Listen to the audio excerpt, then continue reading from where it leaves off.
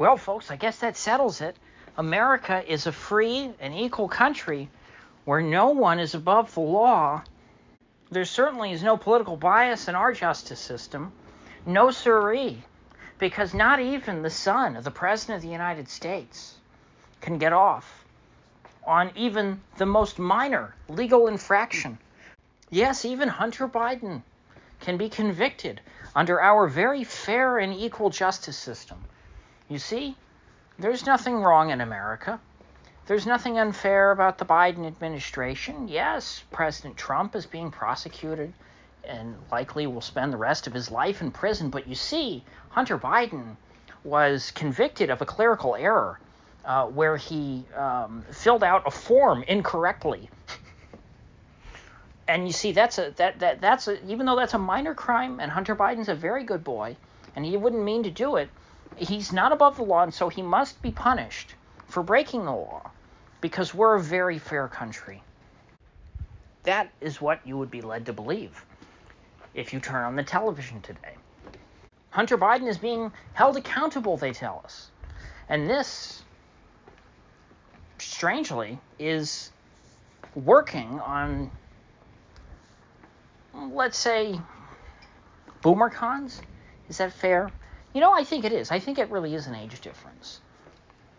I haven't talked to a huge sample size. I haven't done any extensive polling. But just throughout my day, it seemed to be like the older of an American I spoke to about this, the more likely they were to be happy about Hunter Biden being convicted. And granted, I don't really see many Democrats in my day-to-day life, and so I didn't have a chance to talk to any of them about the Hunter Biden conviction in the last few hours. But the reactions I got from Republicans were along the spectrum from elation to not quite devastation, but certainly disappointment. There were some Republicans I spoke to who were happy that in their mind Hunter Biden is being held accountable and that he broke the law and he's having to face the punishment because, you know, what he did was wrong. Now, granted, these are Republicans who believe in the Second Amendment, and likely if you told them without any name attached that someone was convicted of the crime of incorrectly filling out a 4473, which is the form you fill out when you buy a gun in the United States. You have to fill out this form that basically asks you in 20 different ways, are you a criminal? Are you allowed to legally possess a gun? And Hunter Biden, under the laws of the United States, is not someone who's allowed to possess a gun because he was using drugs. If you're using drugs, you're not supposed to buy a gun. If you were dishonorably discharged from the military, you're not supposed to buy a gun. Now, I think the average Republican, you just took those rules and you put them in a vacuum, and they'd say, hey, should we get rid of these? A lot of them would say yes, just because you might have used drugs at one point in your life, as a lot of people have. If you've tried them, that doesn't mean you should be barred from, your Second Amendment right. Just because you were kicked out of the military because maybe you weren't a very good soldier. A lot of people, I think, would not see the correlation between that and losing your Second Amendment rights for the rest of your life. What if you just didn't want to fight?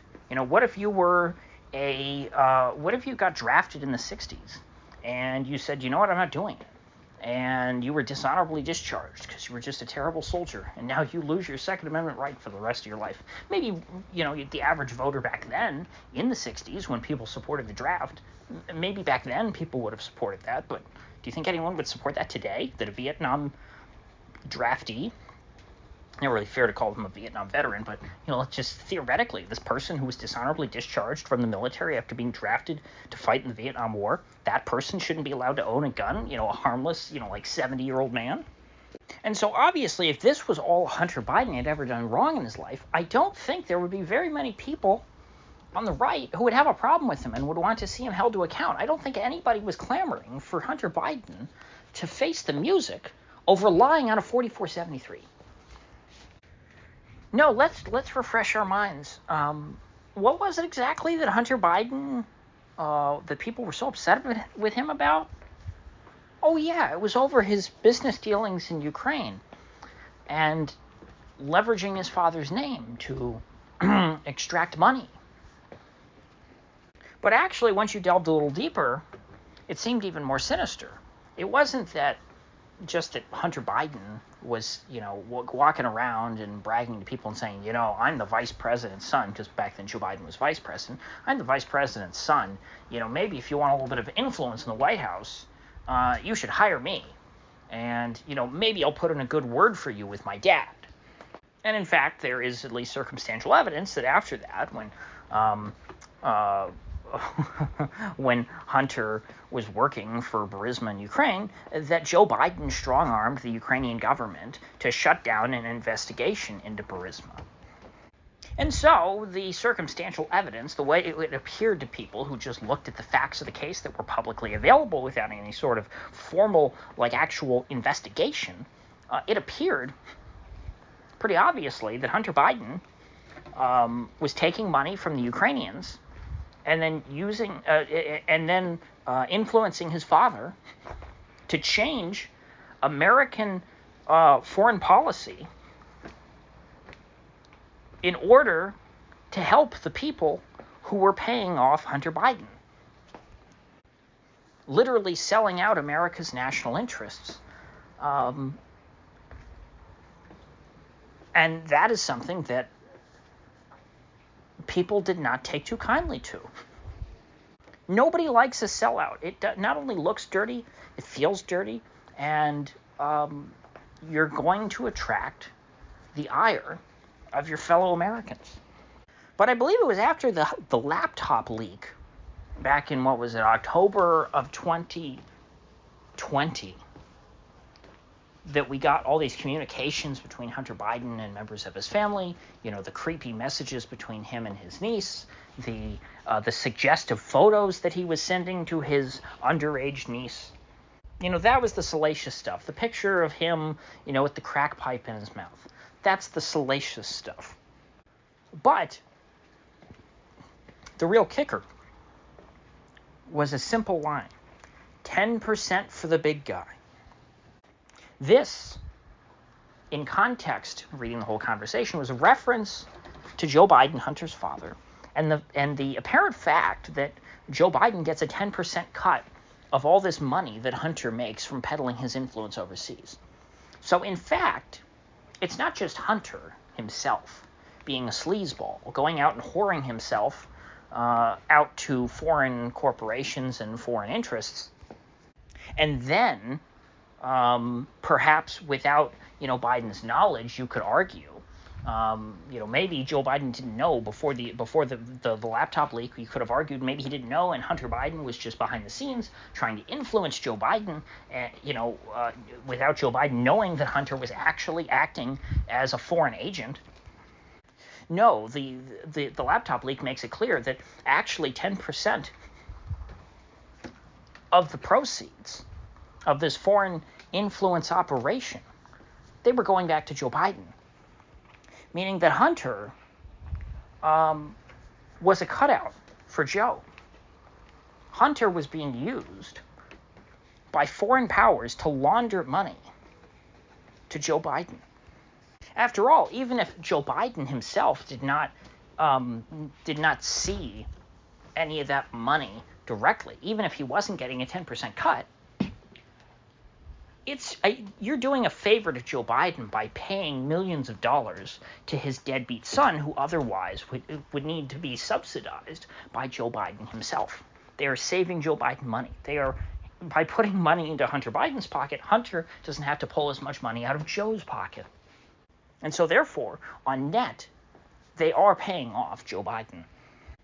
And that's without 10% for the big guy. But with 10% for the big guy, that's even worse. And so no, by convicting Hunter Biden of lying on Form 4473, he is not being held to account. Justice is not being served. This is not comparable to the situation with Donald Trump. The situation with Donald Trump, in which he was just convicted, according to the prosecutor, was all about, it all goes back to Trump stealing the 2016 election. That's what Alvin Bragg said that this was all about. and that these crimes of him lying or falsifying business records, because you could argue, well, on paper, look, Joe Biden or Hunter Biden and Donald Trump, they're being charged with the same thing. Hunter Biden incorrectly filled out a form and falsified a record, and Donald Trump incorrectly filled out a form and falsified a record. But no, in the case of Donald Trump, not only were there 34 counts, not 3, Donald Trump, apparently, his crime of falsifying these business records was in the furtherance of stealing the 2016 election. This is how he covered it up. This was all about the cover-up of stealing the 2016 election. That's what Alvin Bragg has been saying when I watched him do his victory lap after the Trump conviction. Whereas this matter with Hunter Biden does not at all pertain to what people were upset about him for. Democrats were you can argue, you don't have to believe either one. You don't have to believe that Hunter Biden was was being used to launder money to Joe Biden from foreign entities. You don't have to believe that. You also don't have to believe that Donald Trump stole the 2016 election. But both sides, there were a good substantial portion of people on the left or the right who believed one of those two things. And the fact is, the people on the left, they got to see that one through. They saw Trump prosecuted for what they thought was his great evil crime. Trump was prosecuted, and he was convicted. In the case of Hunter Biden, Hunter was prosecuted on some ancillary process crime. That's what this is. It's a process crime.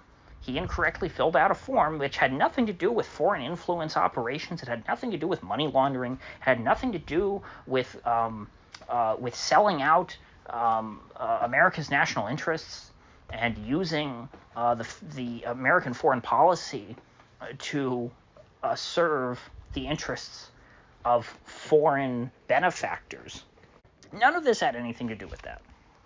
And so that brings me to the real problem of this conviction. Now that Hunter Biden has been convicted of something, even though it has nothing to do with what really was wrong with Hunter Biden, from a public interest standpoint, it doesn't matter to the public interest whether or not Hunter Biden lies on a 4473. That doesn't affect me. That doesn't affect you.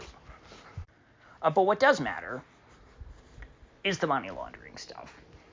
What does matter is whatever he was doing with his father. And maybe he wasn't doing it. Maybe if it got investigated, hey, perhaps there's an innocent explanation for all of it.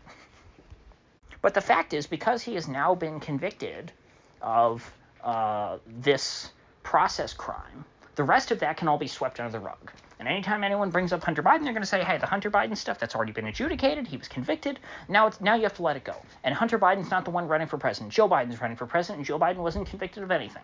And that's right, because Hunter Biden was not prosecuted for anything that concerned Joe Biden, anything that could be connected to Joe Biden. And so now, Hunter has essentially, he was the sacrificial lamb. He's been thrown under the bus for now.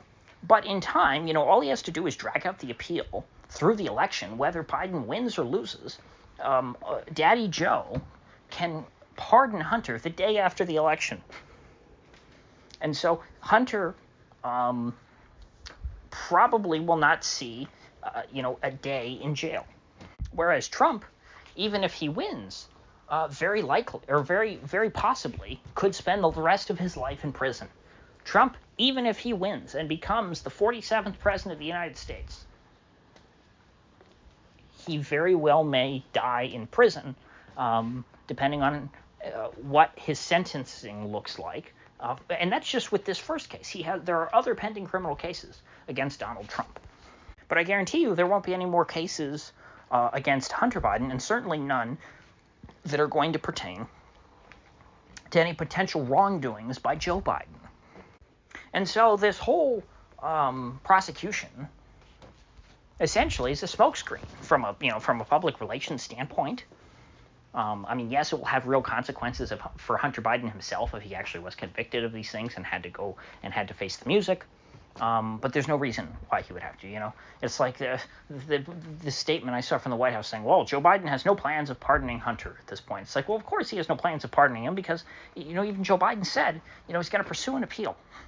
And if you're Joe Biden, of course you're not going to pardon your deadbeat son, drug addict, junkie, before the election. That's dumb. So anyway, folks, don't fall for this. It's an obvious trap. So with that said, I will see you folks back here in the next one.